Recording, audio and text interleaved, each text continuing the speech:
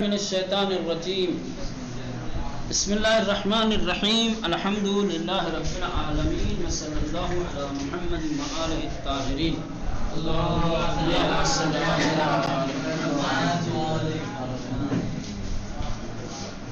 احکام نون ساکنہ اور تنوین، یہ دو چیز. نون ساکنہ یعنی وہ نون جس کے اوپر ساکن ہو، حرکت نہ ہو. تنوین یعنی دو زبر دو زیر دو پیش.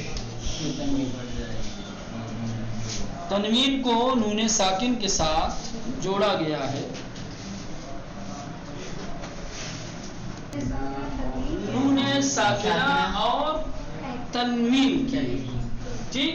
تنوین یعنی دو زبر دو زیر دو پیش، یہ اصل میں ایک ہی ہے. نون ساکن اور تنوین ایک ہی ہوتے ہیں، پڑھیں گے تو ایک ہی جیسے دونوں کو تلفظ کیا جاتا ہے. اس لیے تنوین بھی حقیقت میں کہا جاتا ہے کہ تنوین اصل میں نون ساکن ہے. سمجھ رہے ہیں؟ تلفظ میں تنوین اصل میں کیا ہے؟ نون ساکن ہے. جیسے کہ قرآنن، آخر میں نون ساکن ہے نا. کریمن ایسے ہی پڑھتے ہیں نا. نعمتن، نعمتن، نعمتن، آخر میں جیسے نون ساکن. تو یہ نون ساکنہ اور تنوین، ان دونوں کے بعد کون سا حرف آتا ہے؟ ان دونوں کے بعد نون ساکن اور تنوین کے بعد کون سا حرف واقع ہوتا ہے؟ چار حالتیں پیدا ہوں گی. چار طریقے کے احکام رکھتے ہیں. خالی ان کے بعد کیا ہے؟ الگ الگ حرفوں کے آنے کی وجہ سے، کیونکہ نون ساکن کے بعد کوئی بھی حرف آ سکتا ہے نا، تنوین کے بعد بھی کوئی حرف آ سکتا ہے. تو نون ساکنہ اور تنوین کے بعد کون سا حرف واقع ہوتا ہے، کون سا حرف آئے گا، اس اعتبار سے چار حالتیں ہیں. چار طریقے کے احکام بیان کیے گئے ہیں. نمبر ایک اظہار. کیا ہے؟ اظہار. نمبر دو ادغام. نمبر تین اقلاب. نمبر چار اخفاء. یہ چار حکم ہیں. نون ساکنہ اور تنوین کے بعد کون سا حرف آتا ہے، ٹھیک ہے، اس کی چار حالتیں ہوں گی. چار طریقے کے احکام بیان کیے گئے ہیں کہ تنوین اور نون ساکن کے بعد جو حرف آئے گا اس کے ساتھ کیا کرنا ہے، کس قاعدے کے اور کس حکم کے مطابق اس کو پڑھنا ہے. اظہار والا حکم لگے گا، ادغام والا لگے گا، اقلاب والا قاعدہ قانون اور حکم جاری ہوگا، یا اخفاء والا ہوگا. ٹھیک ہے، تو یہ چار ہیں. لہذا نون ساکنہ جہاں ذکر کیا جائے، آپ سمجھیے کہ تنوین بھی اس کے ساتھ ہے. اب بار بار تنوین نہیں لائیں گے، اب خالی نون ساکنہ کہیں گے. لہذا جہاں کہیں بھی نون ساکنہ کہا جائے تو سمجھیے کہ یہاں پر نون ساکنہ سے مراد خالی نون ساکنہ نہیں ہے بلکہ تنوین بھی ہے. اب یہ مت ڈھونڈنے کا تو تنوین کے بارے میں کچھ کہا ہی نہیں ہے نا، وہی نون ساکنہ میں تنوین ہے گویا. ٹھیک ہے، تو سب سے پہلے اظہار. اظہار کے لغوی معنی، لغت میں ڈکشنری کی کتاب میں اظہار کسے کہتے ہیں؟ ظاہر کرنا. کیا ہے؟ ظاہر. کیا ہے؟ ظاہر کرنا. ٹھیک، یہ ہو گیا لغت میں. لغت اصطلاح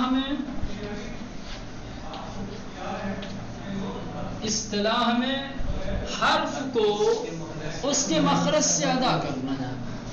حرف کو اس کے مخرج سے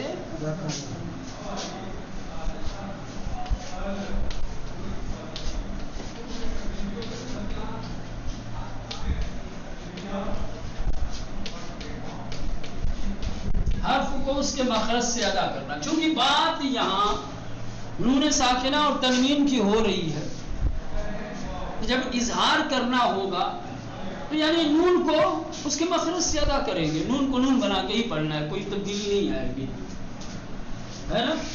نون کو نون ہی پڑھنا ہے، نون کو اس کے مخرج سے ہی ادا کرنا ہے. کہاں پہ نون ساکنہ یا تنوین کو کہاں اظہار کیا جائے گا، یعنی کہاں اس کو اس کے مخرج سے ادا کیا جائے گا، اب یہ آپ کو بتائیں گے.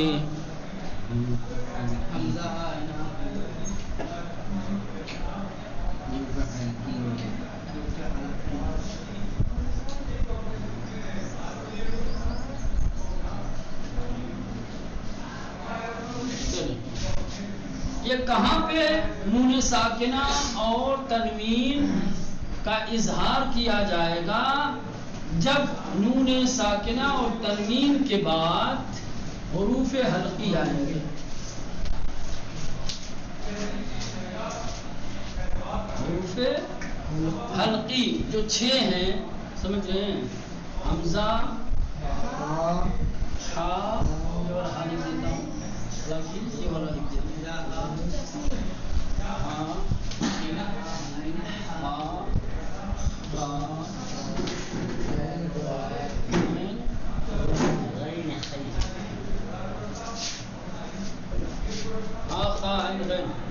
صحیح لکھا ہے، ٹھیک ہے نا. ان 6 حروف کو حروف حلقی کہا جاتا ہے. کیا کہا جاتا ہے؟ حروف حلقی. ان کو حروف حلقی اس لیے کہا جاتا ہے کہ یہ سارے کے سارے حلق سے ادا ہوتے ہیں.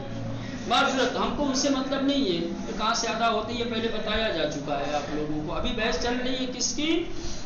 اظہار نون ساکنہ اور تنوین کی، کہ نون کہاں پر اظہار کیا جائے گا. نون ساکنہ کہاں پر اظہار ہوگا. اظہار ہوگا یعنی اس کے مخرج سے ادا کریں گے. کب؟ جب نون ساکنہ اور تنوین کے بعد ان 6 حرفوں میں سے کوئی ایک آ جائے تو نون کو نون کی طرف پڑھیں گے. کسی طریقے کی کوئی تبدیلی نہیں آئے گی. نون کو اس کے طبیعی اور اصلی مخرج سے ادا کریں گے. سمجھ رہے ہیں؟ جیسے اب یہاں پر مثال دی ہے ہر ایک کی، ہر ایک کی یہاں پر مثال دی ہے. جیسے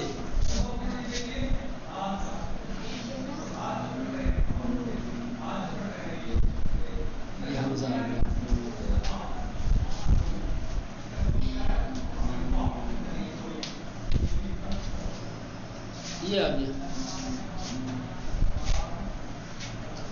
نون ساکن، اس کے بعد حمزہ آ گیا.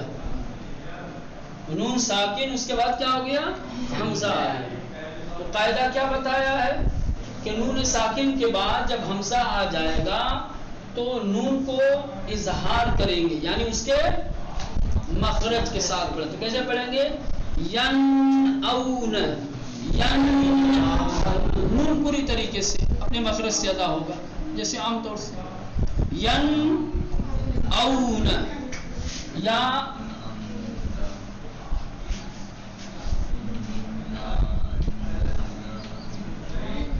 نون ساکن، نون ساکن اس کے بعد ہا آ گیا. نون ساکن کے بعد حروف حلقی میں سے ہا آ گیا. اب نون کا اظہار کیا جائے گا، یعنی اس کے مخرج سے ادا کیا جائے گا. کہیں گے منہم، کیا کہیں گے؟ منہم. ٹھیک. یا ایک اور مثال دے کر کے آگے بڑھنا.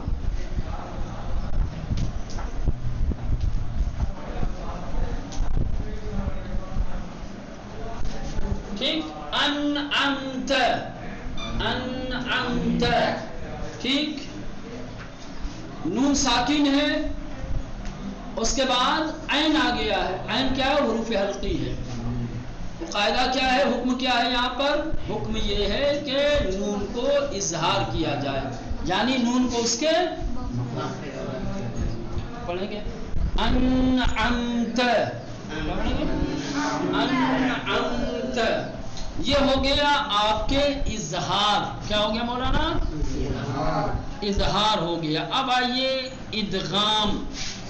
ادغام کا معنی نہیں بتائیں گے آپ کو، کیونکہ ادغام کا معنی مولانا، ادغام کا معنی اس سے پہلے بتا چکے ہیں، ہے نا. ادغام کے لغوی معنی کیا تھے؟ ادخال، داخل کرنا. اور تجوید کی اصطلاح میں کیا تھا؟ حرف ساکن کو حذف کر دینا اور بعد والے حرف کو تشدید دے دینا. اب سوال یہ ہے کہ نون ساکنہ اور تنوین ادغام کہاں پہ ہوں گے؟ ادغام کا مطلب سمجھے، یعنی یہ نون حذف ہو جائے گا یا تنوین ہوگی تو تنوین حذف ہو جائے گا، اور اس کے بعد والے کو کیا کریں گے مولانا؟ تشدید دے دیں گے. فیرمنون کیا ہے؟ ادغام کہاں ہوگا مولانا؟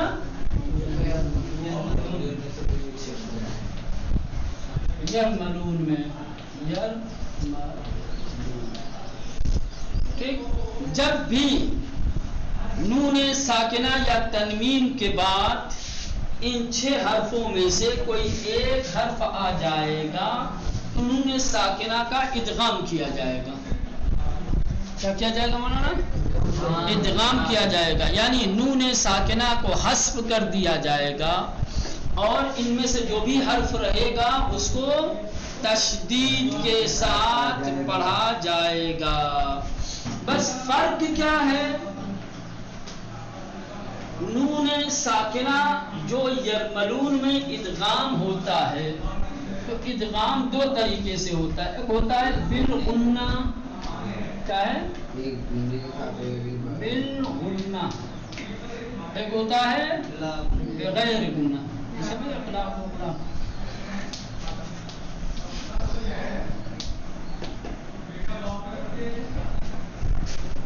غنہ کا مطلب یہ ہوتا ہے کہ آپ کو ناک سے آواز نکال کر کے پڑھنا رہے گا.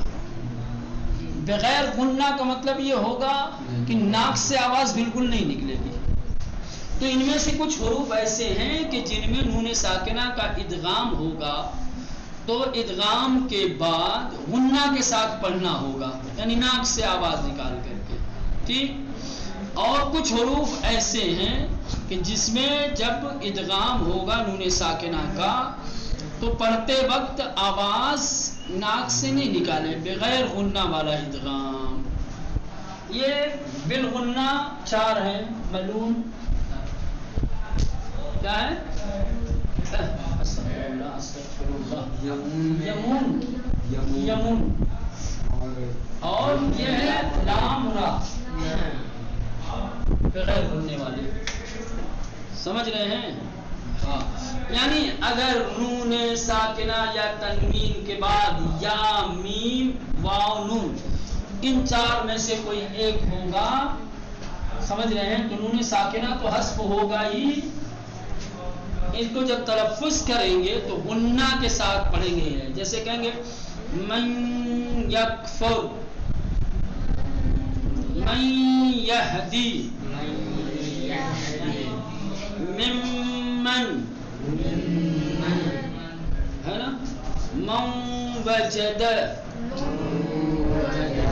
اس طریقے سے. ٹھیک. لیکن اگر لام اور راہ ہے تو کہیں گے من لدن، کیا کہیں گے؟ بالکل نون کی غننے کی آواز ناک میں بالکل آواز نہیں آنی چاہیے، بغیر ناک میں. من لدن نہیں کہیں گے، من لدن نہ، غلط ہے. من لدن، من ربی، من نہیں ہے، من. یہ فرق ہے. پہلا ادغام سب میں ہوگا، خالی پڑھنے کا طریقہ الگ الگ، یا جو ادغام اس کو نام دیا گیا ہے 2: ادغام بالغنہ، ادغام بلا غنہ. سمجھ رہے ہیں؟ تو نون ساکنہ کے بعد، نون ساکنہ اور تنوین کے بعد یہ میم واو نون اگر یہ 4 حرف آتے ہیں تو ادغام با غنہ ہوگا، یعنی ادغام کیا جائے گا اور غننے کے ساتھ پڑھا جائے گا. غننے کا مطلب ہوتا ہے آواز خیشوم سے، ناک سے نکالنا. ٹھیک. اور اگر نون ساکنہ کے بعد لام یا را آیا ہے تو ادغام ہوگا، لیکن یہ ادغام بلا غنہ ہوگا، یعنی جب پڑھیں گے تلفظ کریں گے تو آواز ناک سے من لدن من ربی سیدھے سیدھے. سمجھ میں آئی مولانا؟ دیکھیں یہاں کا ادغام کا معنی ہم پہلے بتا چکے ہیں. آپ جب بھی نون ساکنہ حروف یرملون میں سے کسی ایک حرف کے بعد آئے گا تو نون ساکنہ اس میں ادغام ہو جائے گا، یعنی یرملون میں. جب ادغام ہوگا تو نون ساکنہ کا کیا ہوگا بابو؟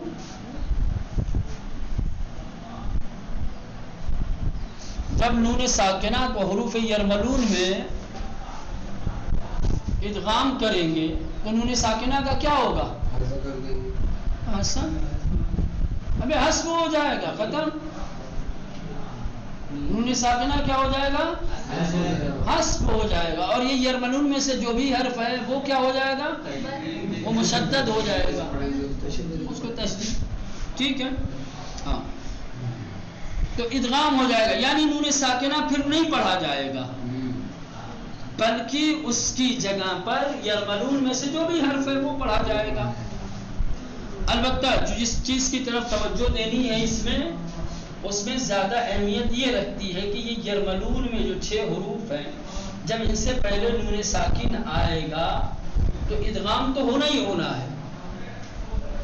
کہاں پر ادغام بالغنہ ہوگا، کہاں ادغام بلا غنہ ہوگا، یہ سمجھنا. 4 حروف کیا ہے؟ یا میم واو نون. یمون کیا ہے؟ یمون.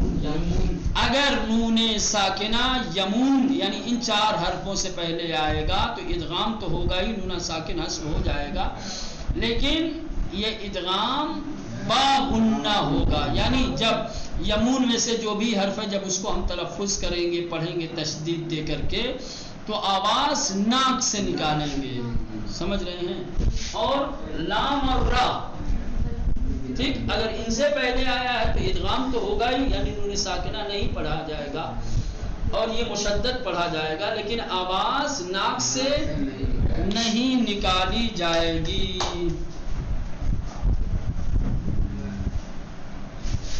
اب یہاں دیا ہوا ادغام با غنہ اور ادغام بلا غنہ. یہاں میں جیسے کہیں گے من یہدی یسرق آیتن یعرضون آیتن یعرضون. میم آ گیا. من مال ومن معه قرار مکین. قرار نہیں، قرار مکین. نون کا عن نفس، لام اور را میں جیسے کہیں گے ان لبثتم من لدنک متاعا لکم. را میں جیسے من ربکم من رباتی مثلا رجلا. چلیے ہو گیا، ٹھیک ہے.